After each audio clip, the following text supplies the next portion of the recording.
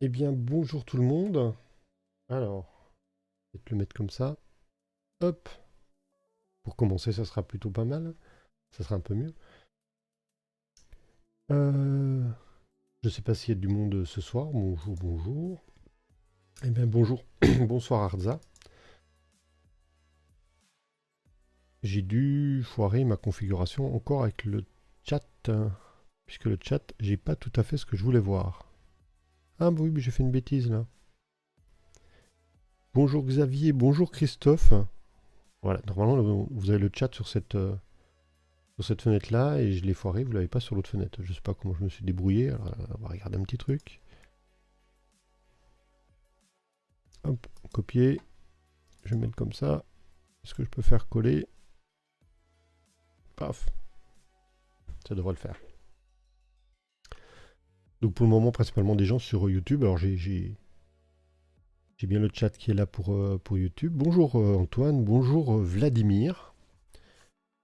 Bienvenue. Alors ce soir, j'ai pas vraiment prévu un truc aussi travaillé, aussi précis que ce que j'avais fait la dernière fois où j'avais fait donc la formation Linux. Je sais que parmi vous, il y en a qui sont, il y en a qui l'ont déjà suivi. J'ai prévu ma gourde parce que j'ai un peu soif.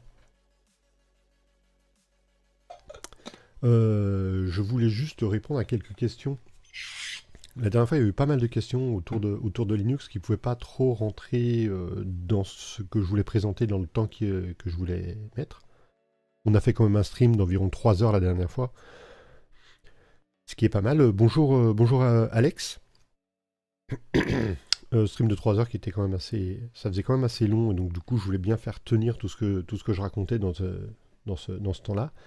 Du coup, je me suis dit qu'aujourd'hui, on pouvait peut-être faire un truc un peu plus light, un petit peu plus décontracté, moins, pas avec un plan, où je vous montre des trucs, où on répond à des questions, ou ce genre de choses-là. Je sais que parmi vous, j'ai déjà échangé un petit peu sur Twitter ou sur LinkedIn avec certains d'entre vous, ou sur Instagram d'ailleurs. Je crois que là, en fait, on balaye tout le spectre hein, avec vous. En tout cas, avec les personnes qui se sont présentées. Et puis, euh, et puis voilà. Donc aujourd'hui, je vais. Alors, ce que je vais faire, c'est que je vais tout de suite lancer une machine Linux. Genre, c'est mon programme de virtualisation. Exactement, un peu chill ce soir. Et donc, si vous avez des questions, vous pouvez y aller poser des questions. Je vais tenter de répondre au maximum aux questions que vous pouvez me poser autant que possible, répondre à ces questions-là. Donc voilà, je suis en train de démarrer une machine virtuelle. J'ai une virtuelle Linux, hein, si on regarde. Hop, c'est pas celui-là, c'est celui-là. Hop, si vous voyez, juste une VM qui démarre, histoire de pouvoir avoir un petit peu de matière. Ouais, c'est pas un cas Ubuntu, c'est juste que c'est le splash screen de cas Ubuntu parce que j'avais installé ça en plus pour montrer qu'on pouvait installer plusieurs environnements de bureau. J'utilise pas énormément moi de mon côté Linux sur le bureau. C'est très très anecdotique. Vraiment, je l'utilise plutôt au niveau des serveurs, puis au niveau des Raspberry Pi. Raspberry Pi, d'ailleurs, j'en ai même un sur le bureau, qui est celui qu'est-ce que j'ai sur celui-là? C'est un Raspberry Pi 3. Et on va remettre ça. Je pense que vous connaissez, enfin la plupart d'entre vous doivent connaître le Raspberry. Voilà. Je l'ai posé sur le bureau. Il n'était pas branché. Il n'est pas branché parce qu'il n'est pas branché. Non, parce que c'est celui dont je me sers pour faire des. C'est là où j'ai fait par exemple les trucs sur les vidéos sur Syslog, et c'est là également où j'ai fait les vidéos sur une partie des vidéos sur SSH. Ah, ça saccade un petit peu chez toi, Christophe. Visiblement, ça marche chez Arza. J'ai essayé de faire attention. J'ai écouté mon retour avant qu'on commence, donc ça. Peut-être si tu recharges la page. Là, je sais pas. Tu sais, le bon vieux truc. Déjà, premier essai, on essaie d'arrêter de redémarrer, voir si ça marche ou pas. Parce que normalement, alors si je regarde mes statistiques, j'ai pas de soucis visiblement au niveau des statistiques sur le. Hop, si je me mets sur l'analytics, est-ce qu'il me dit quelque chose? Ouais, j'ai pas l'air. Enfin, en tout cas, j'avais vu ça la dernière fois, je sais plus où c'est. Mais J'ai pas l'impression que j'ai de la perte de paquets, de la perte de ce côté-là. Donc c'est peut-être de ton côté, Christophe, entre les serveurs de YouTube, puisque tu es sur YouTube, et donc toi, entre toi et YouTube. Zut. Ouh, j'ai perdu mon truc. Voilà, je voulais quand même garder une fenêtre Twitch d'ouverte dans un coin, parce que je suis pas sûr que si quelqu'un parle, que je puisse le voir. Et je sais pas ce que j'ai fait. Ouais, qu'est-ce que j'ai fait? Voilà. Peut-être baisser ce son-là. Ok. Voilà. Hop. Comme ça, j'ai un petit peu tout sous les yeux. Alors, comme je vous ai dit, c'est un peu chill. Hein, il n'y a pas grand-chose que j'ai préparé. Si, il y a quand même un truc que je vais souhaiter vous montrer. Hop, je vais agrandir cette fenêtre-là. Je vais vous afficher ça à l'écran. Où est-ce qu'il est, attends, on va peut-être faire... Peut-être pas que je vous affiche tous les trucs, tous mes favoris et tout. Barre de favoris, hop, on va l'enlever, ça va être plus simple. Voilà, je vais me mettre... plutôt me mettre comme ça. Et un petit truc sur lequel j'ai travaillé, j'ai posté ça sur... où est-ce que j'ai posté ça? Sur le Discord. C'est que si je vais sur www.rougi.net/vimtutor, j'ai démarré un petit truc. Alors là, comme je l'ai fait, ça ne fonctionne pas tout de suite, il faut recharger la page. Je vais zoomer là-dessus. Voilà, que vous voyez bien. L'idée de ce truc-là, c'est qu'on puisse avoir directement dans le navigateur une machine Linux. Ah, super, Christophe qui nous dit que ça ne s'inquiète plus après le... Je suppose que tu as redémarré, tu as rechargé la page, je suppose que c'est ça que tu as fait. Super, donc du coup, ça marche bien. Voilà, donc je disais sur le site rougi.net/vimtutor, j'ai commencé à bosser sur ce truc-là pour pouvoir avoir une machine virtuelle Linux directement dans le navigateur.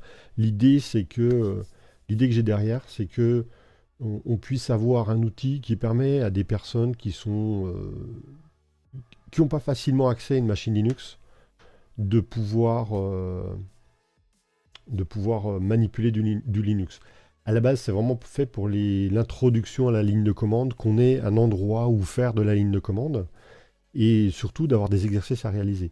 J'ai eu plusieurs fois des participants à mes formations en présentiel qui me disaient à la fin de la formation, c'est super, maintenant, comment est-ce que je fais pour m'entraîner? Est-ce que tu as des endroits où il y a des exercices à faire? Est-ce qu'il y a des choses comme ça? C'est ça que je souhaiterais faire avec ce prototype-là. Là, pour le moment, j'ai juste lancé VimTutor, donc quel tutoriel de VI. Je peux vous mettre le lien d'ailleurs de ce truc-là dans le chat si jamais vous voulez aller y faire un tour pour ceux qui sont pas allés faire un petit tour dessus. Vous risquez rien de casser. Vous pouvez faire... bah tiens, on va le faire en direct. On va faire un petit rm-rf slash... Ah, c'est pas là que je voulais faire ça. Un petit rm-rf slash... Oh, bizarre comme il le fait là, mais bon. Sur la fenêtre. Alors, qu'est-ce qui se passe? Je vais foutre en full screen, ça sera peut-être un peu mieux. Voilà. Donc je vais... Si je clique dedans, je peux pas... Voilà. Je vais quitter mon VI. Voilà, je suis dans une machine qui tourne donc dans mon navigateur. Le gros intérêt, du coup, bah, c'est que tout ce que je fais, je le fais dans le navigateur. Et la machine, elle est recréée chaque fois que je recharge la page. Donc, je fais dessus, je suis route. Je vous ai mis le lien dessus, vous pouvez aller dessus si vous voulez. Et je peux faire un rm-rf slash, si je veux. Voilà, je fais un rm-rf slash. J'ai évidemment tous les messages d'erreur de trucs que je peux pas effacer, qui ne sont pas des vrais fichiers. Mais voilà, là, je suis en train de cramer ma machine. C'est une machine très basique, hein, Et puis bah, après, bah, si jamais un jour vous avez rêvé de faire ça, c'est l'occasion de le faire ici sans prendre de risques, sans tout casser. Parce que là maintenant, voilà, ls ne marche plus, echo et toi ne marche plus, voilà, le echo va plus marcher, cd slash, enfin, voilà, j'ai vraiment tout cassé. Et si je veux la réparer, bah, je recharge la page. J'ai fait un reload, je recharge la page, elle redémarre, et puis j'ai à nouveau mon système qui est fonctionnel. Donc voilà, l'idée c'est d'avoir vraiment un petit truc sur lequel on va pouvoir s'amuser, on va pouvoir apprendre, notamment manipuler la ligne de commande, les métacaractères, tous ces trucs-là, pour être un petit peu à l'aise avec ça. C'est ça le truc que c'est un truc sur lequel C'est un truc auquel je réfléchis depuis pas loin d'un an. J'avais aucune idée de comment faire, puis j'ai trouvé ces gens-là qui ont fait une machine virtuelle dans le navigateur, hein. J'ai mis les liens en dessous là, de ceux qui ont fait ça. C'est notamment Sébastien Macchi. C'est un Allemand, donc je ne sais pas trop comment ça se prononce. Moi, sur la page, voilà, il a fait une page. Comme ça, et sur son système, en plus, on a le presse-papier, on peut copier des trucs dans la machine virtuelle, il y a du réseau, on peut lancer l'interface graphique sur la deuxième partie de l'écran. Enfin, il y a plein de trucs intéressants. J'ai pas pris tout ça, j'ai juste pris ce qui m'intéressait là-dedans, et surtout j'ai bossé dessus pour comprendre comment est-ce qu'on pouvait le personnaliser un petit peu. Voilà. Donc ça, il y aura sans doute, je vais sans doute démarrer un service avec ça prochainement, avec des exercices à faire, des manipulations à faire dessus. Voilà, voilà. Euh, Est-ce qu'il y a en tout cas parmi les personnes qui sont là, est-ce qu'il y a des questions autour de Linux que vous avez, ou diverses et variées? Puisque comme je vous ai dit, c'est un truc un petit peu chill, un petit peu plus tranquille ce soir. Moi, j'ai une question à vous poser. Je vais me remettre en full webcam pour poser la question. Est-ce que le son est mieux synchronisé aujourd'hui qu'il ne l'était la dernière fois? La dernière fois, il y avait un décalage entre le son et l'image. Est-ce que là, c'est un petit peu mieux?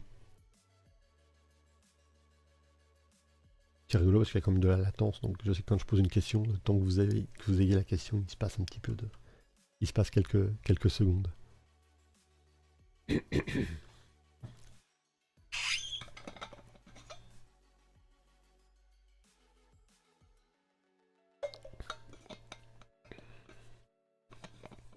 Pas de décalage. Moi, ça va, c'est que du coup, j'ai bien réglé mon OBS. C'est pas facile à faire. J'avais juste fait quelques streams par le passé avec des jeux. Euh, C'était pas évident à régler, là, à reprendre. C'est quand c'est la semaine dernière, quand j'ai fait le stream qui durait quoi? Qui durait le stream, le court. J'ai fait un petit peu comme ce que je pouvais. Merci Arza. Oh, j'ai un bon micro, c'est un micro qui m'a été prêté, c'est un copain qui m'a prêté ça, c'est un bon micro.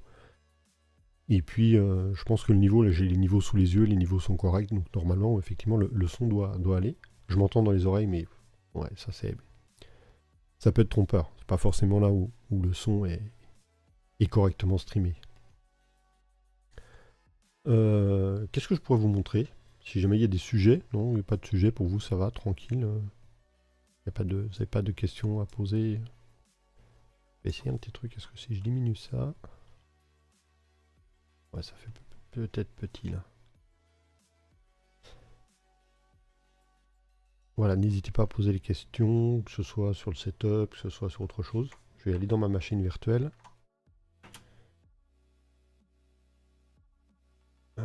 Cette fenêtre-là. Je vais aller dans la machine virtuelle, je vais me connecter. Ça, c'est la machine virtuelle que j'ai utilisée il y a... C'est un mot de passe? Ouais, c'est celui-là. Je n'étais pas sûr de mon mot de passe du coup. Ça, c'est la machine virtuelle que j'ai utilisée pour le streaming du cours d'introduction à Linux. Pour ceux qui l'ont suivi. Je vais juste regarder un truc.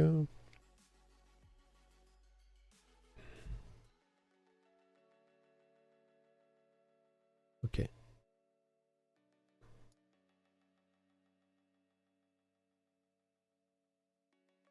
Ah, question de ResMed, comment est-ce qu'on va remapper la touche AltGR à la touche super? Alors je me souviens jamais la touche super à quoi elle correspond. Il y a un truc qui s'appelle... Zut, j'ai perdu son nom. Xkey. Oh. Non, c'est pas celui-là.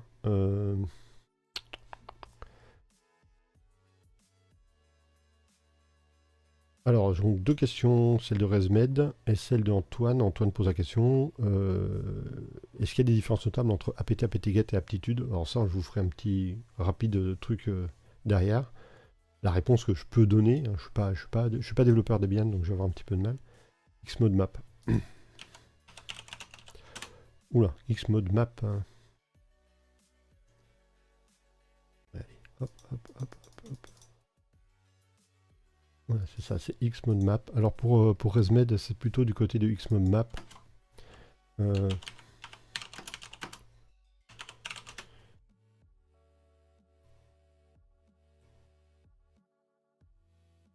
Ça va plutôt être avec ça, donc avec la commande Xmode map. Alors, je vais zoomer dans le truc. Alors pour ResMed, ce qui se passe, c'est que la commande Xmode map va me permettre de faire du mapping entre les touches que je vais manipuler dans l'interface graphique et les touches qui sont appelées. Et donc du coup, on peut effectivement associer à une touche que l'on veut de notre clavier à une touche de fonction que l'on souhaite. Et ici notamment le Alt-GR qui va être sur le super R. Super R, c'est super right, donc c'est à droite. Je ne sais pas si c'est ça la question que posait ResMed. Je peux mettre pour plutôt CTRL-C ici pour ResMed le thread c'est celui-là.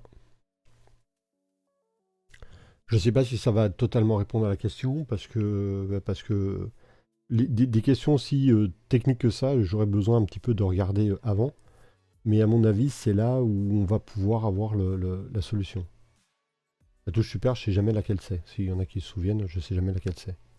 Pour Antoine, la question de base, est-ce qu'il y a des différences entre apt, apt-get et aptitude sur Debian? Alors, il y en a. Il y a effectivement des différences, alors notables, je ne sais pas, mais il y a des différences entre eux. Et quand tu utilises un outil, il vaut mieux que tu restes sur cet outil-là, que tu n'en utilises pas un autre. Parce que des fois, ça peut avoir des petits détails qui peuvent être problématiques. Ah, super, Resmed. Super. Le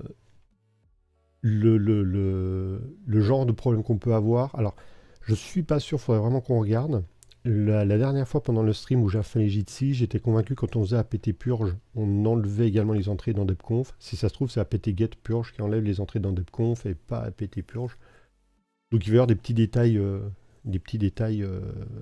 de ce type-là. De rien, Resmet, c'était pour ça qu'on fait le stream, hein, si je peux apporter ce genre de petites réponses. Moi, personnellement, aujourd'hui, j'utilise apt parce que je le trouve plus élégant. Parce que j'ai pas à faire de différence entre apt-get, apt-cache. Parce que même si je les connais, évidemment, quand je fais une recherche, bah, je commence par faire un apt-get search, qui n'existe pas, c'est apt-cache search. Un simple apt, du coup, est suffisant. Donc, personnellement, j'utilise apt. Voilà. Donc, je pense qu'il n'y a pas de... Il n'y a pas de différence fondamentale entre les deux à l'usage. Maintenant, quand on en utilise un, bien continuer d'utiliser le même. Ça me semble, ça c'est important. Parce que voilà, autrement, il peut y avoir des effets de bord. Il faudrait que je demande... c'est dommage qu'il soit... Je pense pas qu'il soit là. Je n'ai pas regardé s'il y avait des gens que je connaissais dans le stream. Je vais regarder. Non, ça va, il n'y a personne sur Twitch.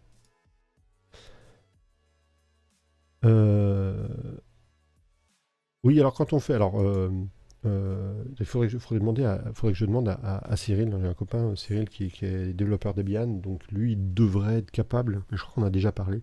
Mais il y a des trucs chelous entre les différentes versions. Il y a des petits détails.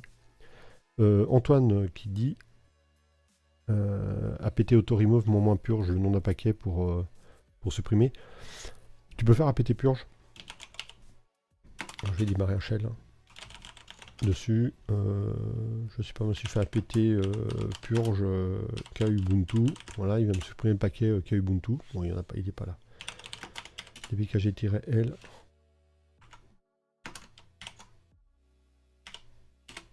J'ai pas le...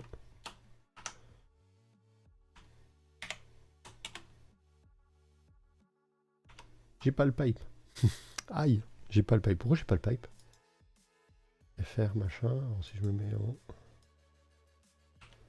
il est pas là, pas la pipe. Zut, faut que je retrouve le pipe en QWERTY, il est pas là Ah si, il est là. Ah, je voulais afficher la fin. Ah ouais, c'est par ordre alphabétique. Je sais pas qu'est-ce que je pourrais enlever. On va mettre en français. Qu'est-ce que je pourrais enlever? Yahoo. Parce que c'est Yelp, voilà. Yelp, on va faire apt purge Yahoo. Si je fais juste ça, bah Yelp, pardon. Yahoo, c'est quoi? Non. Yelp, voilà, hop. Et là, effectivement, il va l'enlever et quand je fais un purge, il va enlever la configuration. Ouais, il enlève les dépendances. Je vais peut-être pas enlever celui-là parce qu'il fait partie des dépendances de Ubuntu. J'ai pas envie de tout casser mon truc, même si c'est pas très très long à installer. Et à partir de là, ah oui, oui, merci Christophe. C'est le truc que j'oublie chaque fois. Je corrige ça dans un instant. Donc oui, donc là il enlève les dépendances. C'est quand tu vas faire un apt auto-remove, le apt auto-remove, il va enlever, là j'en ai pas besoin, j'en ai pas, le apt auto-remove, il y a juste à marquer auto-remove, il va enlever les paquets qui ont été installés sous forme de dépendance d'autres paquets et que ces autres paquets ont été supprimés. Par exemple, si jamais j'installe le paquet Yves, j'installe le paquet Yves et puis le paquet Yves pour s'installer, il installe le paquet Pierre parce qu'il y a besoin de Pierre pour qu'il s'installe. Donc bah, Yves et Pierre vont être installés. Si jamais je désinstalle le paquet Yves va être supprimé, mais le paquet Pierre va toujours être là. Si je fais apt auto-remove, le paquet Pierre, vu qu'il a été installé sous forme de dépendance du paquet Yves, et que le paquet Yves n'est plus là, le système va estimer qu'il n'y a plus besoin du paquet Pierre. Donc le apt auto-remove va enlever ce paquet Pierre. Alors, où se trouve la description des streams. Ça c'est le Live Studio, c'est pas là. Titles. Je l'ai vu. Titles.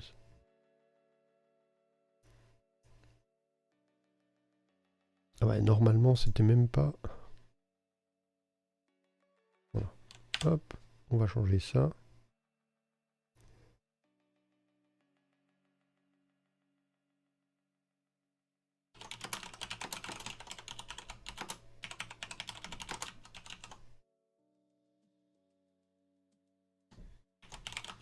Voilà, je marque c'est une soirée de chill. Ah.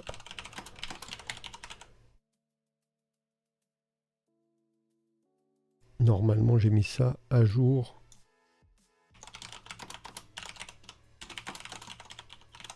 Salut Cyril. Alors oui Christophe, oui, c'est effectivement aptitude. Aptitude, c'est tellement longtemps que je ne l'ai pas utilisé. Ah bah tu vois, mais oui, aptitude, il n'est même pas installé par défaut sur mes Ubuntu. Installe aptitude. Ouh, bah c'est le soir, on le voit, hein, j'ai du mal. Ouais, je vais installer aptitude. Moi j'utilisais à l'époque DPKG. Salut, salut Cyril. Ça fait plaisir de te voir ici, Cyril. Aptitude. Ah oui, c'est ça. Il ressemble, oui, ça, c'est... Oui, ok, je me souviens maintenant d'aptitude. Ça fait très très très longtemps que je ne l'ai pas utilisé. À une époque, on utilisait Deselect. Christophe, je ne sais pas si tu te souviens, si tu as utilisé Deselect, c'était des fois un petit peu... C'était pas le plus... c'était pas le plus pratique en termes d'interactif pour gérer les paquets, mais ça marchait, hein, ça fonctionnait plutôt pas mal, hein, donc c'était cool. Mais c'est quand même pas... C'est pas hyper pratique. Bon, j'ai quand même essentiellement du monde sur YouTube, parce que sur Twitch, il y a moi et visiblement peut-être une autre personne que je salue si jamais, il m'entend ou si c'est mon retour, je sais pas, c'est peut-être mon retour que je vois. Ouais, il est plus installé par défaut. D'ailleurs, sur Ubuntu, il y a également les paquets Snap maintenant. Alors, que je trouve comment quitter. 10. Comment je quitte Q. Ah ouais, bah, je suis pas sur la bonne fenêtre. Ah voilà. Q pour quitter, ça marche toujours. DPKG plus bas niveau qu'APT, APT-GET. En fait, ça agit pas au même niveau. Ce qu'il faut se dire, c'est que DPKG, c'est comme RPM sur CentOS Red Hat. En fait, c'est un programme qui va gérer un fichier paquet. Et il va être capable d'installer un paquet, de désinstaller un paquet, etc. Mais le paquet dont on parle, il faut qu'il soit en local sur la machine. C'est ce que fait en gros DPKG. APT, l'idée d'APT ou APT-GET ou aptitude, ce qu'ils vont faire, c'est que eux, au lieu de travailler sur un fichier qui est déjà présent local sur la machine, ils vont être capables d'aller chercher le fichier à distance auprès d'un des dépôts, d'un des serveurs de la distribution. Donc c'est un logiciel qui est venu plus tard. Ce sont des programmes, des PKG et RPM qui sont venus plus tard, je la refais, j'ai dit n'importe quoi, c'est l'inverse. RPM et DPKG sont des programmes qui sont venus au tout début des distributions, typiquement Debian et Red Hat. Et ensuite, comme c'était pas toujours très pratique, je vous raconterai une petite anecdote là-dessus, comme c'était pas toujours très pratique de récupérer les paquets, les installer en local, récupérer en local, les installer, les effacer, etc., on a rajouté Yum et APT, qui sont c'est un peu plus que des front-ends, mais en quelque sorte comme des front-ends, qui vont être capables d'aller chercher les paquets sur les dépôts directement sur Internet, directement sur les serveurs de la distribution. La petite anecdote que je voudrais raconter là-dessus, c'est ce qui m'a fait vraiment comprendre le gros intérêt d'outils comme, j'allais dire comme APT ou comme Yum, je ne me souviens plus lequel c'était. C'est que pendant mes études, j'ai fait un stage en Belgique. J'étais en Belgique, j'étais chez un copain en Belgique. Et évidemment, en Belgique, là-bas, c'était en 1998. C'est ça, hein, Cyril? C'était en 98, la troisième année. Ouais, ça devait être ça. Euh, oui, parce que c'était quand la France a été championne du monde, j'étais pas en France, j'étais en Belgique. Et donc là-bas, j'avais récupéré j'avais pris mon ordinateur, j'avais une distribution Linux que j'ai installée là-bas. Je crois que c'est la première Debian que j'ai installée de mémoire. Et c'est également à l'époque, moi je suis pas du tout originaire de Belgique, je suis originaire de l'Est de la France, hein, de Franche-Comté. Et évidemment, entre la Belgique et la Franche-Comté, il y a quand même quelques kilomètres, et donc du coup, j'ai pas fait le trajet pendant toute la durée de mon stage qui durait 6 mois. Donc j'avais ripé mes CD sous forme de MP3, je les avais embarqués avec moi, histoire d'avoir ma musique. Le problème, c'est que dans la distribution que j'avais installée, en tout cas avec les CD que j'avais installé une distribution, j'avais pas de player MP3, et donc du coup, bah, je pouvais pas faire grand-chose, hein. Je pouvais juste voir mes MP3 sous forme de fichiers, je pouvais pas les lire. Alors, quand je travaillais chez mon employeur, j'avais la possibilité de récupérer les programmes que je voulais. Donc, j'ai récupéré notamment un player MP3 qui s'appelait à l'époque X11amp. Il a été renommé en XMMS par la suite, hein. C'était un clone de Winamp. Donc, je récupère X11amp. À l'époque, c'est pareil, hein, on utilisait des disquettes à l'époque. Et comme ça tenait pas sur une disquette, ça faisait trop gros. Bah, je me baladais avec des disquettes zip. J'ai d'ailleurs toujours une disquette zip là, à la maison pour le montrer. Donc j'ai récupéré la disquette zip, je récupérais X11amp, et quand j'ai voulu l'installer sur ma machine, à l'époque j'utilisais juste, alors je ne sais plus si c'était RPM ou DPKG, mais peu importe, on va dire que c'était DPKG. Je fais mon petit DPKG-I X11amp, alors il mouline, puis il me dit, bah, il manque le paquet A, le paquet B. Donc je les note, hein, et puis le lendemain, depuis mon employeur, une connexion internet, je récupère le paquet A, le paquet B, je reviens, je les installe, le paquet A s'installe, le paquet B, il lui manque C et D, et voilà, donc ça durait des plombs pour pouvoir tout installer. Eh ben, c'est exactement ce problème-là que va résoudre des outils comme Yum ou comme APT. C'est-à-dire que je ne suis pas obligé de les installer manuellement dans le bon ordre. Je dis à mon Yum, je veux installer X11amp, il va regarder s'il y a X11amp dans les dépôts de la distribution. S'il est présent, il va le marquer, il va regarder les dépendances. S'il y a jamais il y a des dépendances qui ne sont pas présentes sur ma machine, il les rajoutera, et éventuellement les dépendances des dépendances, et puis les dépendances des dépendances des dépendances, etc. Et puis, il va tout installer d'un coup. Ou URPMI, ça me rappelle des souvenirs. J'ai jamais été un super fan de la Mandrake, mais effectivement, URPMI, mon père utilisait la Mandrake, et donc du coup, effectivement, il y avait URPMI dessus. Ah, je vous montre 2 secondes, je vais chercher la disquette zip, je trouve ça rigolo de vous montrer ça, pour ceux qui ne connaissaient pas. Et ouais, Doll Power pour Cyril.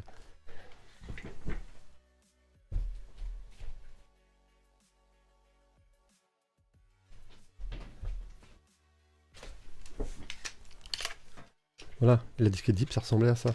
Ça ressemblait à ce truc-là. Voilà. Il y avait une... Ça se lisait, oui, ouvrait par là. Et ça avait l'énorme capacité de, comme c'était marqué là, 100 mégas.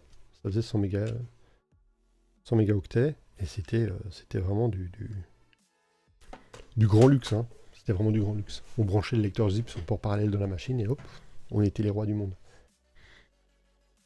URPMI, bah ouais, je crois que ça marchait plutôt pas mal, hein. Yum, je sais qu'il a une histoire un petit peu étrange. Au départ, c'était un peu un hack. L'histoire de Yum, par le passé, ce qui s'est passé, c'est que... Ah bah tiens, du coup, je vais pouvoir faire les recherches, parce que c'est des histoires que j'avais suivies, mais que j'avais pas exactement les détails. Bon bah voilà, vous avez de la visite. Je sais pas si vous voyez. Voilà, ça miaule. Il y a un petit chat qui veut... Il y a Punk, derrière moi, qui veut de l'attention.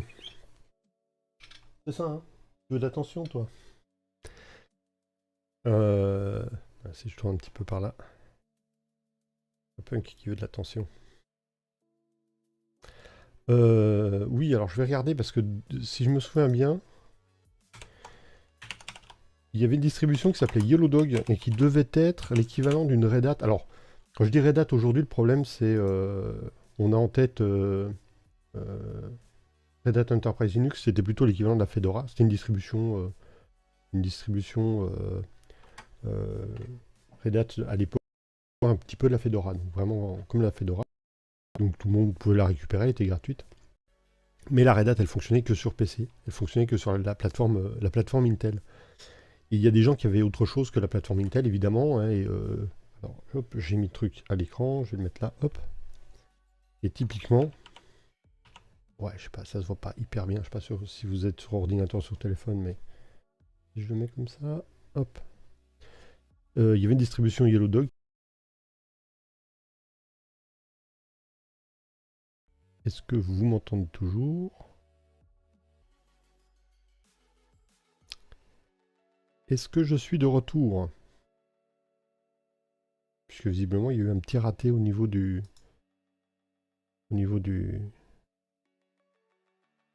stream. Alors, si je recharge ici. Ouais, j'ai l'impression que c'est bon, que c'est revenu sur...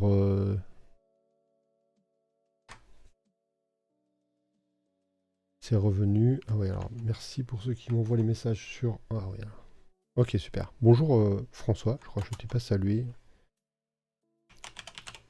Discord, hop, je vais dire, il y a Christophe qui me dit sur Discord que le stream était dead en plus. Hop. Voilà.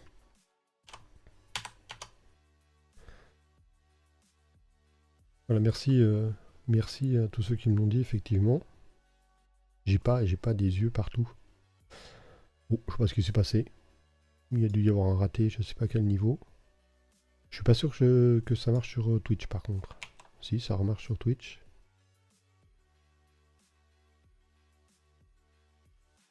Oui, ça a l'air de remarcher sur Twitch. Voilà. Oui, donc je sais pas où ça a coupé, mais effectivement, Yellow Dog qui était une distribution qui permettait d'avoir une CentOS sur l'équivalent d'une CentOS sur PowerPC. Et, et, et, et, et voilà. Alors je croyais que c'était la Fedora, comme quoi c'est moins vieux que ce que je pensais. Machin, machin, machin. Ouais, faudrait que je creuse un petit peu. C'est pas vraiment une histoire que je connais très très bien, ça. Voilà, voilà pour l'histoire de Yum, la petite histoire de Yum, comme ça fonctionne. Le truc cool, comme disait Christophe, c'est que on pouvait l'installer sur la PS3. Je regarde si j'ai d'autres messages sur le Discord hein, en parallèle. Hop, YouTube. Non, ça a l'air d'aller. On dirait que j'ai des ratés dans ma connexion internet.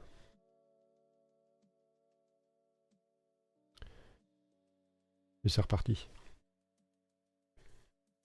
Normalement, c'est reparti.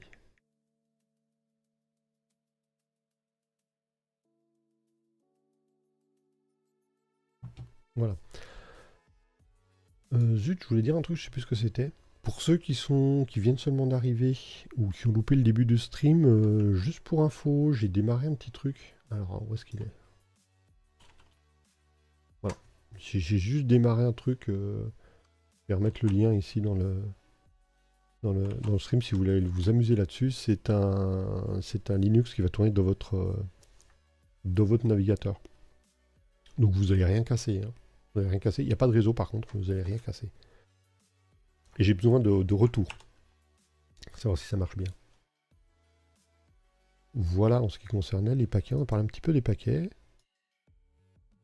Ah oui, on parlait de la PS3. Voilà, c'est ça. Je veux juste faire un clin d'œil là-dessus. Alors j'avais installé un truc sur la PS3, mais je suis quasiment sûr que c'était pas Yellow Dog. Oui, j'ai une PS3 à la maison. Une vieille, une PS3 historique, on va dire. C'est la FAT. La première, celle qui contient une PlayStation 2 dedans. Donc je peux lire les jeux de PlayStation 1, parce que la PlayStation 2 était compatible PlayStation 1, PlayStation 2, PlayStation 3. Voilà, avec le même appareil, mais c'est pas la plus fiable de toutes, hein.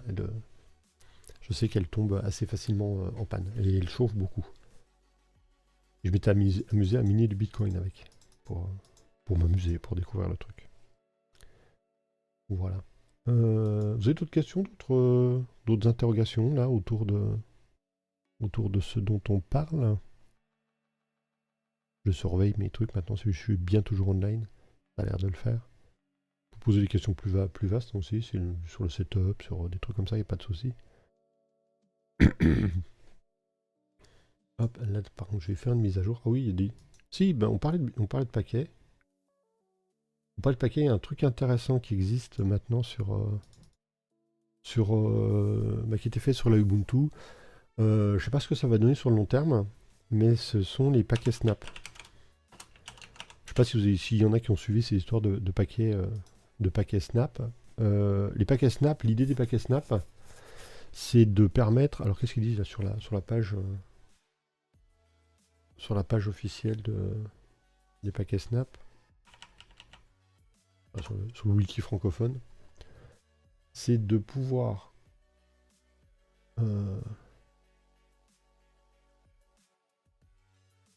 voilà. Alors l'idée du paquet Snap, c'est d'avoir un paquet.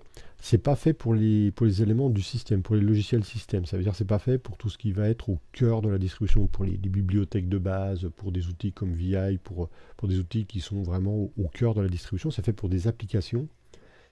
Et l'idée, c'est au lieu que quelqu'un, si par exemple moi je sors une application pour le Ubuntu, voilà, et que oui, c'est un peu le même concept que le Flatpak de Mint. En fait, Snap, Flatpak, il y en a un troisième. Il y en a trois en fait. Il y a Snap versus Flatpak versus, il y en a un troisième. AppImage. Voilà, qui sont trois formats d'application. L'idée, c'est que on va pas fournir un paquet qui va venir s'intégrer totalement au système. On va avoir un logiciel qui va fonctionner normalement dans un environnement qui va être verrouillé, c'est-à-dire que normalement, un paquet Snap ne peut pas aller modifier le système, ne peut pas aller regarder les fichiers des utilisateurs, ne peut pas faire ce genre de choses-là, sauf cas particulier. Donc on va dire, il tourne dans une sandbox. Et le gros avantage, c'est que le même paquet Snap sera utilisable sur toutes les distributions qui sont configurées pour utiliser Snap. De mémoire, je crois que CentOS, on peut mettre des paquets Snap. Donc du coup, le même paquet Snap, il pourrait être mis sur CentOS et sur Debian et sur Ubuntu, par exemple. Je ne sais pas si Debian l'a déjà intégré, mais c'est ça l'idée qu'il y a derrière. Je dis ça, c'est pareil pour AppImage, c'est pareil pour Flatpak. Euh, Ça, le premier avantage, c'est donc du coup on va généraliser le paquet. Il ne va pas être intégré par l'éditeur de la distribution. C'est l'éditeur du paquet, c'est l'éditeur du logiciel qui va directement proposer le paquet Snap, Flatpak, etc. Ça veut dire par exemple, ici je suis sur la Ubuntu, si je vais regarder dans l'outil d'installation, le store, je ne sais jamais où est-ce qu'il est, en plus j'ai installé une tonne de trucs là. C'est le bordel sur cette machine. Euh, Où est-ce qu'il est? Le logiciel Ubuntu, voilà, il est là. Donc si jamais je recherche par exemple un truc genre Skype. Alors Skype, je crois que c'est une exception en plus, parce que lui, il tourne pas dans une sandbox. Mais, mais alors c'est pas, bonjour Gabriel, c'est pas Pierre-Yves, c'est juste Yves. C'est juste Yves. Pierre, c'était l'exemple que je prenais tout à l'heure pour installer un logiciel. Alors, est-ce que je peux zoomer là? Non, je peux pas zoomer dedans. Ah, bah, qu'est-ce que je veux faire? J'essaie de zoomer pour... non. Non, je peux pas. Bon voilà, ça c'est, je suis sur le store de la Ubuntu. Et si je regarde Skype, Skype c'est un paquet de type Snap. Voilà, source, il me dit la boutique des Snap. Et bon, l'application n'est pas confinée, donc du coup elle risque de ne pas fonctionner. Mais qui est-ce qui l'édite et qui est-ce qui la publie? Et bien c'est Skype directement. Donc ça permet vraiment à un éditeur, ça permet vraiment à un éditeur d'un logiciel de pouvoir directement fournir le paquet sans, sans devoir mettre ça sur les dépôts de l'éditeur de la distribution, etc. Et comme normalement ça tourne dans un espace qui est confiné, qui est verrouillé, dans une sandbox, ça ne peut pas affecter la sécurité ou le fonctionnement du système. La différence qu'il y a entre Snap et Flatpak, c'est que Flatpak, à ma connaissance, en tout cas c'est ce qui est annoncé là, il fonctionne avec une interface graphique. Donc du coup, il faut une interface graphique pour que ça fonctionne. Alors que Snap et AppImage, ben, ça peut fonctionner en ligne de commande sans interface graphique d'installer. Alors peut-être que ça a changé, mais j'ai pas plus creusé que ça. J'ai juste trouvé que les paquets Snap étaient assez sympas. Voilà, on va avoir tous les quelque chose, Yves. Hein. N'est-ce pas, Cyril, hein? Je vais regarder toujours s'il n'y a personne sur Twitch. Oui, ah oui, on n'a pas eu le lien sur Twitch. T'as raison, Cyril. Je vais le mettre là. Mais en gros, sur Twitch, hop. En gros, sur Twitch, je crois qu'il y a, en termes de monde, j'ai plus le quantité de personnes. Enfin, tout à l'heure, il y avait une personne. Je vais recharger la page. Ouais, 2 personnes. Il doit y avoir toi, Cyril, et puis quelqu'un d'autre. Et puis moi. Et puis moi qui regarde mon retour. Voilà, donc c'est ça les trucs avec les paquets Snap. Snap, visiblement, n'est pas 100% open source. Il y avait un truc, je crois que c'est sur Wikipédia, il y avait un... Je crois que j'avais vu un article sur Wikipédia là-dessus qui était intéressant. Flatpak, Wikipédia. Voilà, donc actuellement, bon, moi, il y a trois formats de paquets qui se battent en duel. Enfin, en duel. Ils sont trois, c'est pas en duel, mais visiblement, c'est vraiment Snap qui a l'air de prendre le pas parce que Snap a plus de monde. Voilà. Hop. Linux Rouen, 16 avril 2019, savoir ce qu'ils écrivent.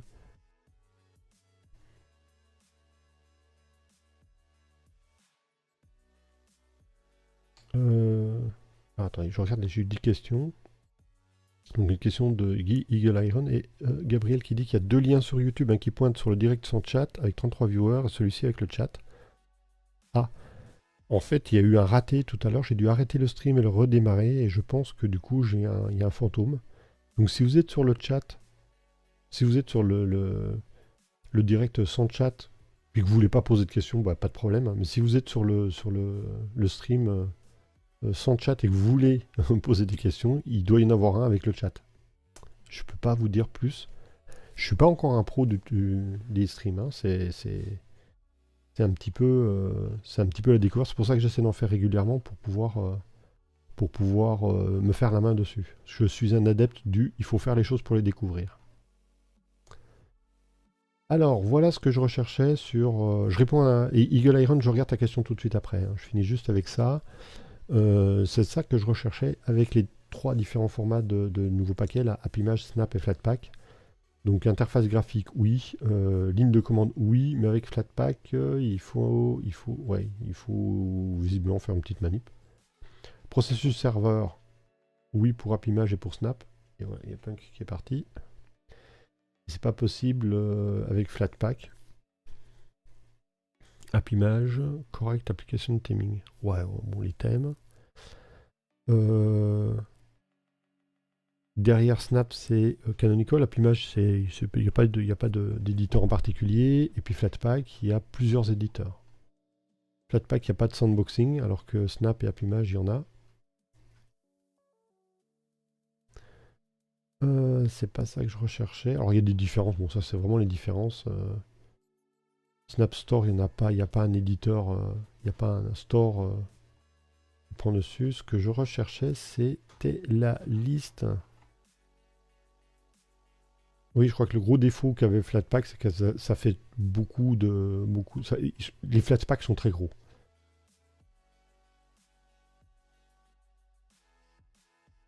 Vous entendez des bruits, il y a les chats qui sont sur l'arbre à chat et qui font leur truc. L'idée, c'était. Ouais, c'est pas sur ce tableau-là que j'avais, mais en gros, de ce que j'avais vu, je crois que Snap avait quelque chose comme quasiment 10 fois plus de paquets d'utilisation que Flatpak, qui lui en avait peut-être 7 ou 8 fois plus que Appimage. Voilà. C'est pour ça que j'ai dit, à mon avis, c'est Snap qui va l'emporter. Parce que Ubuntu, parce que le poids d'Ubuntu, quoi. Voilà. Alors, je le redis, hein, si jamais vous êtes si jamais vous êtes sur YouTube et que vous n'avez pas le chat, il y a un deuxième stream sur YouTube avec le chat. Ça, c'est suite à un petit bug qu'on a eu tout à l'heure où j'ai dû relancer le stream. Je pense que c'est ça. Alors, Eagle Iron, je lis ta question. Petite question, j'ai un VPS chez mon hébergeur que je sauvegarde avec AirSync chez moi. ETC, Homebrew, USRVAR. Je souhaite changer d'hébergeur et recréer exactement le même serveur, un clone, avec la même conf, Apache, etc. C'est facile de le faire avec AirSync ou il est plus simple? C'est possible avec AirSync, il y a un ou deux détails auxquels il faudra que tu fasses attention. C'est-à-dire que... Ah, c'est un serveur c'est un petit serveur virtuel ou... Ah, c'est un VPS. Donc c'est un virtuel. Ouais, tu dois pas avoir accès à l'hyperviseur qui est en dessous. Parce que, alors, il y a plusieurs manières effectivement de dupliquer un serveur. Manière numéro 1, quand moi j'utilise un outil de virtualisation comme Proxmox par exemple, c'est ce que j'utilise sur certains de mes serveurs. J'exporte l'image depuis une machine et puis je la réimporte ailleurs. Voilà. Alors, ça me fait un gros fichier, hein, mais ça, franchement, c'est ce qu'il y a de plus pratique parce que du coup, j'arrête le service, j'exporte l'image, je copie le fichier, je l'importe sur l'autre Proxmox et c'est fait. Et allez, en une demi-heure, la machine elle est là. Et quand je dis une demi-heure, c'est quand ça prend du temps. Ça peut vraiment être fait très vite.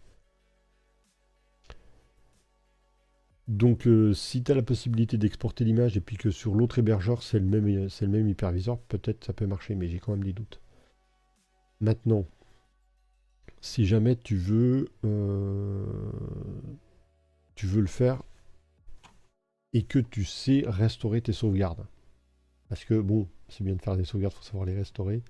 Bah, ça peut le faire. Il y a juste des détails auxquels il faudra faire attention, qui sont les UID au niveau des disques durs, les UID au niveau des cartes réseau. Tout ce qui est UID, on peut avoir quelques petits soucis avec ça.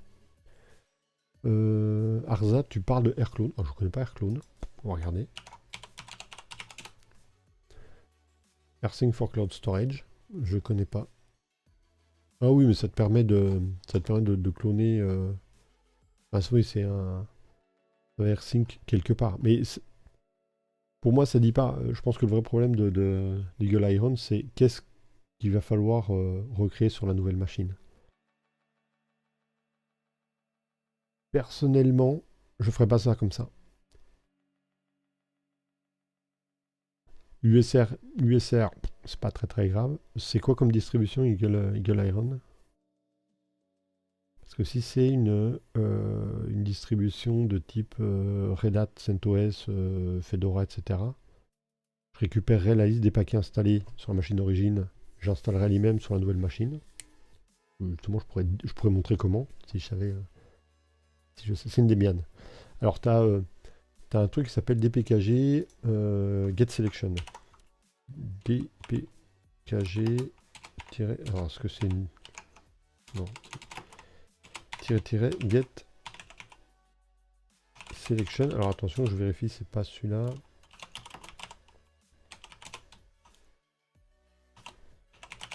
Ah ouais, je sais jamais les commandes par cœur. C'est get selections. Oh, j'étais pas loin. Voilà. Et en faisant ça, il me liste tous les paquets qui sont installés sur la machine. Donc qu'est-ce que je ferais? Je ferais ça, rediriger dans mon fichier liste. Voilà.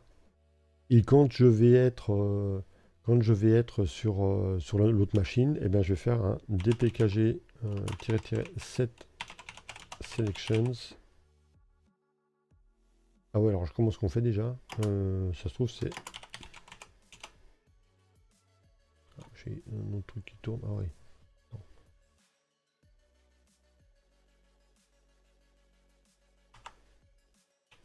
Non, c'est pas comme ça. Alors je sais plus comment on fait. Je vais faire le man. Mais avec ça, on peut récupérer la liste des paquets. C'est ça, c'est bien sur l'entrée standard, donc c'est bien comme ça qu'on le fait.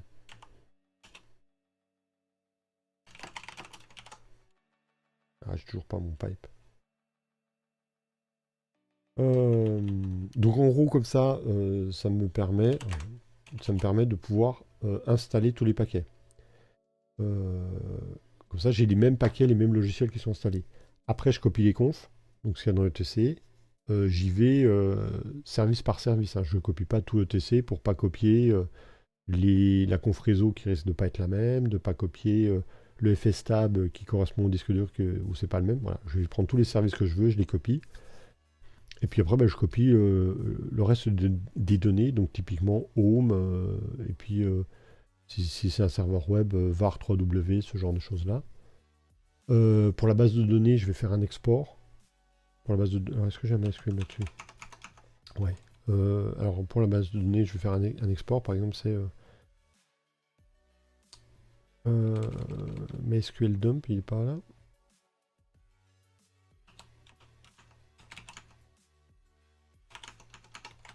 Euh,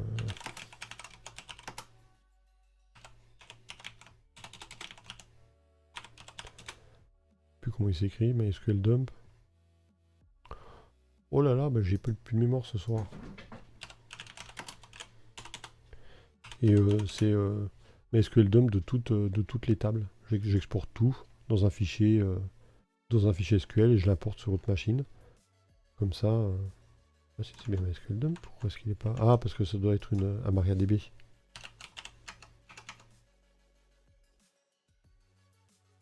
Euh, Bon, là, lui, il nous propose dumper, mais enfin, voilà, l'idée, c'est plutôt comme ça que je vais le faire. C'est comme ça que je préfère, moi, le faire, parce que ça me permet de faire du ménage entre-temps, et puis de juste garder les services dont j'ai besoin. C'est comme ça que moi, je l'aurais fait. Euh,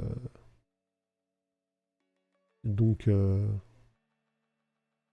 parce que tu peux pas vraiment faire exactement le même serveur, dans le sens où tu vas avoir des différences. Oui, ça va être... C'est pas forcément galère, ça va te prendre un petit peu de temps. C'est assez formateur. C'est ça qui est intéressant. C'est assez formateur. Tu vas apprendre des trucs. Donc, mais voilà, ça prend un petit peu de temps. Quand tu n'as pas accès à l'hyperviseur, ça prend un petit peu de temps. Maintenant, il doit y avoir des outils qui doivent permettre de pouvoir. J'ai toujours un peu peur, effectivement, que ça crame le truc avec le FSTab ou avec le d'autres les cartes réseau qui peuvent être un petit peu différentes.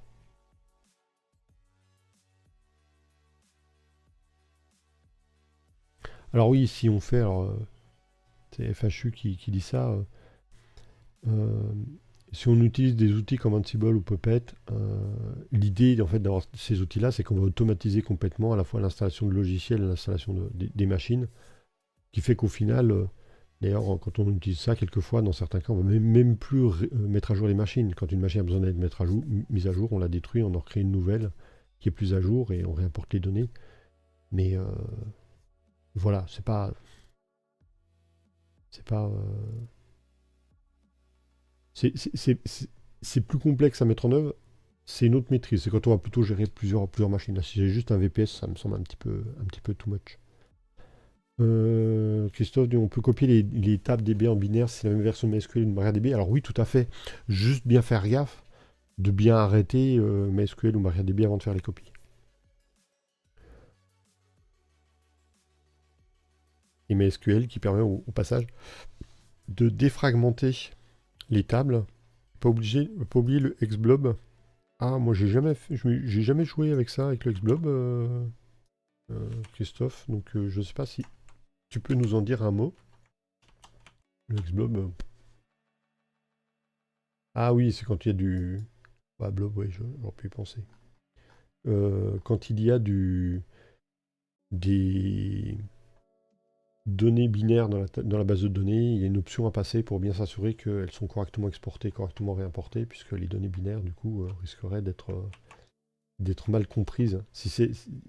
Ouais, c'est ça. Si je dis pas de bêtises, Christophe, tu peux me corriger. C'est bien parce que au départ, je pensais que j'allais avoir que des gens qui étaient des débutants. C'est bien, j'ai des gens qui connaissent un peu, donc c'est quand même plutôt intéressant aussi. J'apprends des trucs. Bon, voilà. Donc moi, j'ai pas bossé avec des données binaires en table, donc j'ai peu ce problème-là. Mais du coup, c'est bon à savoir. Euh, voilà. En ce qui concerne euh, ce côté-là. Oui, après, il y a plein de trucs qu'on peut faire avec les bases de données. Oui, il y a plein de choses qu'on peut faire derrière. Là, alors, c'est vraiment pas là où je suis le plus fort les bases de données, hein. Ce qui est rigolo, c'est que bases de données, j'en ai fait pas mal à l'école. On a fait des trucs sympas, mais c'est vraiment pas là où j'ai bossé après. Euh,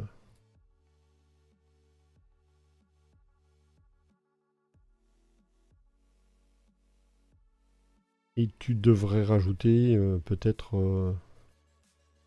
le nom de la table derrière, je suppose, Christophe. Christophe vient de donner dans le, dans le chat un petit dom de la table. Moi, j'ai fait plein de fois, effectivement, en copiant le fichier DB, hein. Mais une fois, je me suis fait avoir, c'est que le fichier DB, je l'ai copié, puis quand j'ai voulu le restaurer, ça marchait pas. Et donc, du coup, c'était un petit peu embêtant. Donc, il a fallu que je retourne sur l'autre table, la machine d'origine, et puis qu'on refasse un export de la table MySQL. Oui, ben là, en tout cas, Christophe n'en sait plus que moi sur, euh, sur les bases de données. Oui, c'est ce que je fais. Moi, je fais souvent. Oui, j'avais loupé le toto du début. Oui, je fais souvent le All Databases, parce que du coup, ça, on sauvegarde toute la base. Hmm. Non, Cyril, du Scheme, j'en ai parfait. Les langages Lisp, toi, tu en as refait depuis l'école? On était à l'école ensemble avec Cyril, hein. On était dans la même promo. Non, non, j'en ai parfait, les langages Lisp. Non, par contre, je vais reparler des langages Lisp. Je vais en reparler bientôt. Ah, attendez. Désolé pour le bruit. Il est 22 h. À 22 h, il y a les croquettes pour les chats qui tombent. Et donc, les chats attendaient impatiemment assis devant la, devant la machine que les croquettes tombent. Euh, Ah oui, moi j'ai pas de réplique. Voilà, moi je me sers pas de serveur avec très peu de. Enfin, pas de serveur avec des réplications, donc j'ai pas ce problème-là. Par contre, je vais bientôt parler du Lisp. Ah, je vais vous donner vous allez avoir des exclusivités. Des exclusivités. Alors, attendez, hop, que j'affiche ça, moi. Alors, si c'est un plein écran, voilà, je vais venir là. Ici, j'ai mes outils. Ici, j'ai quoi? Ici, ce qu'il y a à l'écran. Ah, c'est peut-être un peu petit. Est-ce que je peux zoomer? Non, je peux pas trop. Ah, si. Non, je n'arrive pas à zoomer. Mais en gros, là, c'est les épisodes d'Almana qui sont tournés. Il y a eu celui de cette semaine, là, qui est celui qui est à l'écran. Alors, je suis désolé, vous ne voyez pas, parce que c'est trop petit. Si je me mets en full screen comme ça, ce sera peut-être un petit peu mieux, mais c'est quand même pas... Euh, voilà. Ça, c'est l'épisode que j'ai tourné et qui a été publié... avant-hier, hein. D'ailleurs, j'essaie de sortir des trucs également sur Instagram avec ça. Celui du 5, l'épisode 5, celui de la semaine prochaine, il est écrit. Il faut sans doute que je le revoie encore un petit peu. Et dans l'épisode 6, alors il n'est pas écrit. Et si on regarde, il y a un petit truc sur les langages Lisp. Voilà. C'est le 16 avril, pour le 16 avril. 16 avril 1959, il y a la sortie des langages Lisp. Le premier langage Lisp comme Scheme. Bon, pour ceux qui connaissent, ils vont voir de quoi je parle. Pour les autres, c'est des manières de programmer qui sont un petit peu différentes de ce qu'on a l'habitude. C'est ce qu'on appelle les langages fonctionnels. Hein. C'est vraiment très spécial. C'est vraiment, vraiment très spécial. Ça donne une tournure d'esprit un petit peu différente. C'était utilisé de mémoire. Alors, vous voyez, j'ai pas fait mes recherches encore. J'ai juste les thèmes de ce dont je vais parler dans cet épisode-là. Euh, c'est des langages qui étaient utilisés à ma connaissance euh, pour pour l'intelligence artificielle. Non, je scripte pas tout ce que je raconte dans mes vidéos. Hein. C'est juste ces épisodes-là. Je les écris parce que du coup, il y a plein d'anecdotes. Enfin, ce que j'essaie de faire, c'est de rajouter une petite anecdote dans ces vidéos-là. Et puis que ce soit rapidement monté. Alors pour que ce soit rapidement monté, j'écris le texte. Il n'y en a pas pour très longtemps parce que les textes sont relativement courts. Là, c'est vraiment zoomé. Hein. C'est assez court. J'ai un prompteur, je fais ça sur le prompteur, hop, on enregistre, c'est parti, et franchement, c'est enregistré en 10 minutes, enfin peut-être un peu plus. Ouais, si, c'est la dernière, je crois que j'ai enregistré en un quart d'heure, j'ai monté en une demi-heure, et c'est fait. Et l'idée, ce que je voudrais faire, et on voit que ça marche vachement bien, parce que là, on a 15 jours de confinement et c'est toujours pas fait, c'est que je voulais en sortir pour 6 mois, les enregistrer pour 6 mois, elles sont prêtes, je les balance, et comme ça, il y a une vidéo par semaine qui sort. On le voit, hein, j'ai que celle de la semaine prochaine qui est prête, hein, donc finalement, je vais pas si vite que ça, je suis pas aussi efficace que ça. Euh, voilà en ce qui concerne ce truc. Pourquoi est-ce que j'ai pas... Ok. Je suis perdu dans mes fenêtres. Voilà. Donc a priori, c'est bon. Euh, au niveau de la chaîne, d'ailleurs, j'étais en train de monter tout à l'heure une interview. Normalement, la vidéo qui va sortir demain ou vendredi, plutôt vendredi, c'est une interview, c'est un radio-vlog. Là, ça sera vraiment orienté radio. Et le son n'est pas terrible. Je suis en train un peu de me battre avec ça. Et j'ai pas l'habitude de faire des interviews, donc je découvre un petit peu également le process. Bon, vous voyez, j'apprends plein de trucs. Voilà, donc les langages Lisp, c'est rigolo, c'est rigolo de travailler avec ça. Mais j'en ai pas vraiment refait. Il y en a d'autres à part Cyril qui ont fait du Lisp dans le chat là. Non, visiblement, il n'y a pas grand monde qui. En même temps, il y a le décalage entre. Quand je pose une question puis que les réponses arrivent, il y a un petit décalage. Donc non, c'est pas vraiment un truc sur lequel j'ai beaucoup bossé. Si vous avez d'autres questions, je pense que je vais essayer de faire régulièrement un stream comme ça. Peut-être avec un peu plus de contenu prévu, parce que là c'est vraiment j'y suis allé à l'arrache. Hein. Enfin à l'arrache, pas vraiment. Mais je me suis dit tiens on va faire un petit stream sans rien de particulièrement prévu, à part vous montrer cette histoire là de machine, virtuelle dans le navigateur où j'espère faire des petits exercices pour les grands débutants pour apprendre la ligne de commande. Alors quand je dis grand débutant, c'est grand débutant en ligne de commande, hein, je précise. Et notamment jouer avec les métacaractères, peut-être faire un petit peu d'expression régulière, certaines commandes. OCaml. Ah, OCaml. Ah, attends, excusez. Non, j'ai jamais fait d'OCaml. C'est quoi le truc? Non, c'est du FL que j'avais fait. J'ai appris l'objet moi avec du FL, qui est un autre langage. J'ai appris ça dans mon coin parce que j'ai je suis arrivé en informatique. J'ai fait de l'EMAT.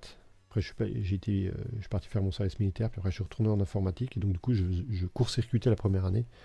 Et je voulais récupérer quand même ce que les autres ont appris pendant la première année. Et du coup, je me suis formé à la programmation objet avec FL. J'avais un super bouquin que je dois toujours avoir qui traîne par là. Mais j'ai pas fait de OCaml. J'ai un copain qui faisait du camel. Et moi, j'ai pas fait de OCaml. Effectivement, ça c'est le premier stream qui marchait plus. Ouais, ok. Voilà.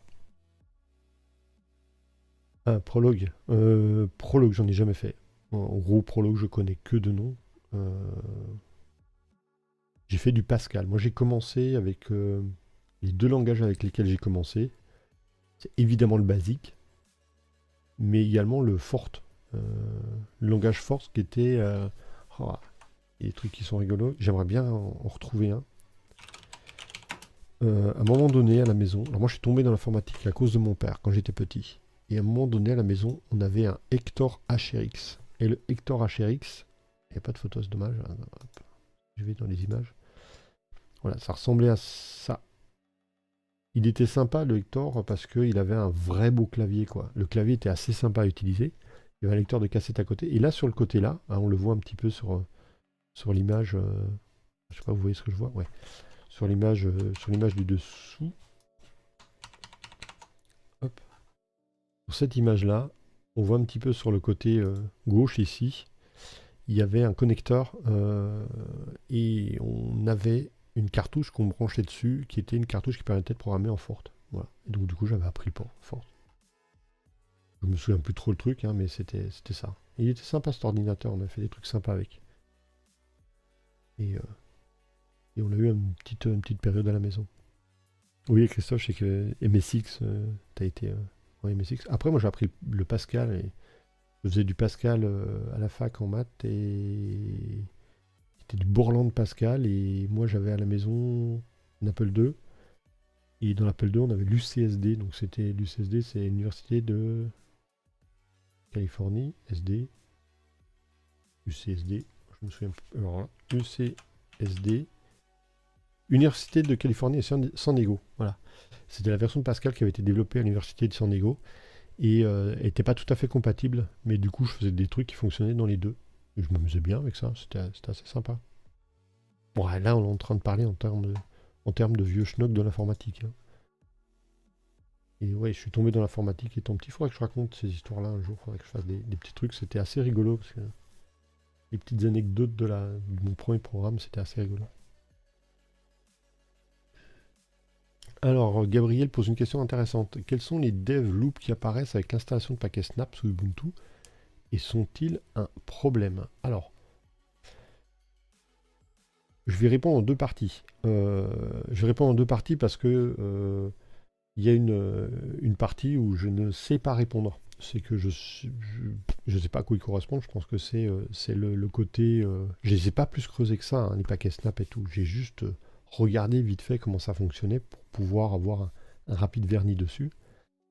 Mais ce que je peux dire par contre dessus, c'est que comme ce sont des paquets qui vont fonctionner, comme ce sont des trucs qui vont fonctionner de façon cloisonnée, justement dans cette sandbox.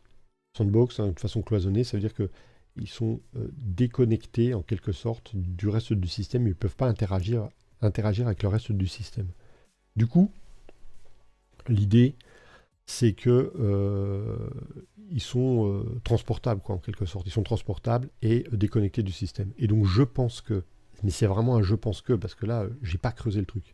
Je pense que c'est une image. C'est une image qu'on va connecter au système. Une image, en fait, c'est un fichier. Et un fichier, pour le faire apparaître dans le système, le système d'exploitation, le Linux, lui, il va travailler. Alors, est-ce qu'il est mon Linux? J'ai pas de mon Linux. Voilà. Il va travailler en créant un pseudo-périphérique qui s'appelle un périphérique de type loop pour pouvoir être capable de connecter ce périphérique de type loop, donc ce fichier-là, comme si c'était un périphérique de stockage. En gros, quand je crée, je vais prendre un parallèle qui, j'espère, sera parlant. Quand j'ai une image ISO, un fichier image ISO, on est d'accord qu'un fichier image ISO, c'est comme un CD, par exemple, ou un DVD, sauf qu'en réalité, c'est pas sur le média CD, c'est juste un fichier qui a le même contenu que ce qu'il y a sur un CD. Si jamais je veux monter le contenu de mon image ISO dans mon Linux, je peux le faire. Et pour ça, le système va créer un périphérique, donc un dev de type loop, un périphérique de type loop, qui va associer à ce fichier-là. Et le périphérique de type loop, lui, je vais pouvoir le monter dans mon arborescence comme s'il s'agissait d'un périphérique de stockage normal. C'est quand on fait un mount -o loop, ça correspond à ça en fait. À une époque, c'est pas comme ça qu'on faisait, il fallait créer un périphérique loop, associer le fichier au périphérique loop, et après on faisait un mount du fichier du périphérique loop dans l'arborescence. Donc, je pense que ça correspond à ça. Est-ce que c'est un problème? Non, je pense pas que ce soit vraiment un problème, parce qu'en gros, c'est un fichier qu'on monte dans l'arborescence. Ça occupe pas plus de place que ça, donc ça devrait... Je vois pas de raison pour lesquelles ça pourrait être un problème. Encore une fois, ça c'est une vue extrêmement vaste, extrêmement de loin, parce que j'ai pas creusé le truc. Si ça répond à ta question, Gabriel, je suis pas sûr de pouvoir aller beaucoup plus loin de ce côté-là. Mais c'est un sujet que j'ai envie de creuser un petit peu, les paquets Snap, faire peut-être quelques vidéos dessus, parce que du coup je vais me former dessus en faisant ça. Oui, je sais, Christophe, que le Pascal fonctionne toujours. Je sais, je suis un peu loin à répondre, mais je vais dans l'ordre. Le Pascal fonctionne toujours, mais depuis j'ai utilisé d'autres langages, notamment j'ai utilisé du C, j'ai appris le C, j'ai appris le C++, le Java. Aujourd'hui, moi je suis plutôt à faire du Shell, du Python, voilà, j'aime bien Python. Je sais qu'il y a d'autres trucs, il faudrait que j'essaye. J'ai jamais réussi à me motiver à bien bosser sous Perl. Je sais que je fais bondir plein de monde en disant ça, mais Perl ne m'a jamais vraiment, hyper motivé. Mais bon, j'ai réussi à m'en sortir jusqu'à présent sans Perl. Ouais, j'ai fait 2-3 trucs avec, mais c'est quand même très limité. Par contre, le Perl est vraiment génial, tout ce qui va concerner les expressions régulières et la manipulation de données de type texte. Voilà. Voilà. Écoutez, je pense que je vais pas me faire tellement plus long, parce qu'il est déjà 22h13. Pas qu'il est très tard, mais j'ai encore la vaisselle à faire. J'ai la vaisselle à faire et la caisse des chats à faire. Donc, voilà. J'espère en tout cas que le stream vous a plu. Et visiblement, ça sautille un petit peu du côté de YouTube. Je sais pas si ça vient de chez moi ou peut-être.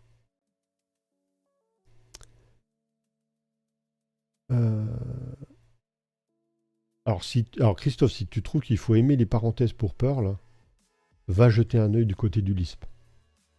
Parce que Lisp, entre parenthèses, c'est vraiment, il y en a dans tous les sens. Et il y a des parenthèses dans les parenthèses dans les parenthèses, parce que ça utilise la récursivité, donc c'est encore pire. C'est encore pire. Eh bien écoutez, je vous remercie tous d'avoir été là, sauf si vous avez des questions. Je vais rester encore 5 minutes s'il y a des questions. Thème du prochain épisode, c'est pas Germaine qui demande le thème du prochain épisode, je suppose, du stream ou des vidéos YouTube? Pour le stream, prochain épisode, aucune idée. Je mettrai ça sur les réseaux sociaux. Je vois que on me suit sur les réseaux sociaux puisque vous êtes là ce soir. Tiens, oui, ici un truc, il faut que j'aille. Oh là là, je suis nul, je ne mets même pas. Mais je suis tellement. Ah, je suis un petit peu nul de ne pas le mettre ça. Attendez, hop, je vais mettre. J'ai évidemment. C'est pas pour faire la manche, hein, mais j'ai évidemment toujours mon petit truc avec Utip et Tipeee. Si jamais vous voulez faire un don, il y a toujours la possibilité de le faire là. Si jamais vous avez envie de faire un don, c'est là que ça se passe. Thème du prochain épisode du stream, aucune idée, je verrai. Je mettrai ça sur les réseaux sociaux, j'en ai vraiment pas la moindre idée, quoi. Si vous avez des idées, n'hésitez pas. Moi, franchement, je cherche pas à faire des streams sur des thèmes en particulier. Le stream, pour moi, je trouve ça fun, je trouve ça rigolo, c'est intéressant de pouvoir discuter en direct avec vous. Pour la vidéo qui va sortir en fin de semaine, ça va être un radio-vlog, donc ça va être très orienté radio-amateur. Là, par contre, vraiment hyper orienté radio-amateur, c'est une interview de Christian qui a fait, quand il raconte l'histoire, quand il a fait un contact sur un satellite radio-amateur, à la limite de la couverture du satellite, et c'était la première fois que cet endroit-là dans le monde utilisait ce satellite, voilà, qui est la Guyane sur le satellite QO100. Bon. Je vous dis, là, ça va vraiment être orienté très radioamateur. Je ne sais pas si j'aurai beaucoup de vues dessus, mais bon, l'histoire est sympa pour les radioamateurs, c'est très sympa. Voilà. Et bien merci à tous en tout cas, c'était sympa de discuter avec vous. Je vais essayer de refaire un stream prochainement. Pour François, tiens, je pourrais faire un truc, ouais, je pourrais parler un petit peu de jQuery. Ah, ça pourrait être rigolo que je fasse un stream avec ça.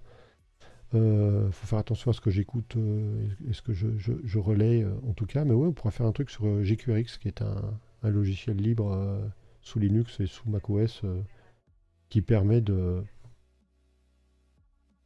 Ouais, j'ai Alexa qui s'est déclenché. Attendez, on va faire un truc. Alexa, éteins l'entrée. Voilà, et maintenant Alexa s'est coupé lui-même. Il est sur une prise commandée, je le coupe comme ça. Euh, oui, GQRX pour écouter, pour faire de la radio. Voilà.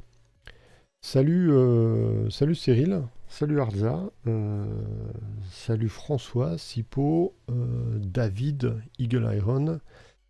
Je suis en train de remonter le chat pour avoir tout le monde. Christophe, évidemment, Gabriel, qui j'ai oublié, je remonte. FHU, Eagle Iron 7, et je viens de saluer. Et tous les autres. Alors je sais même pas, j'ai même pas de fenêtre sur. Je suis bien parce que j'ai même pas mis de fenêtre sur YouTube, j'ai pas la liste des personnes. Et puis bah, je vous dis à très bientôt. Gabriel, mon indicatif, moi c'est F1 IVT Foxtrot Unité India Victor Tango. Voilà, c'est ça mon indicatif. Ouais, Cyril, les nouveautés sympas, les nouvelles distrib, etc. Ouais, faudrait que je. Ça va être une histoire de temps de préparation. C'est juste ça. Voilà. Mais ouais, tiens, ce que je pourrais faire, tiens, ça me donne une idée, c'est d'aller sur un site d'actu et puis commenter les actus que je vois avec vous en direct. Et puis si jamais il y en a qui ont des actus, qu'ils n'hésitent pas à les mentionner. Voilà. Bon, ben voilà, maintenant je vais couper le stream. Je vous remercie à tous et toutes. Et puis ben, je vous dis à très très bientôt. Allez, ciao, merci. Hein. Non, Eagle Iron, je fais pas tellement confiance à Alexa. C'est pour ça qu'il est sur une prise directement pilotée. Il est allumé que quand j'ai envie de l'allumer. Pour avoir le pilotage des lumières. Parce que j'ai un truc qui est sympa, c'est quand je veux me mater un film, j'ai l'ambiance film. Et c'est assez agréable à faire. C'est vraiment sympa à faire. Mais le reste du temps, c'est coupé. Allez, ciao tout le monde.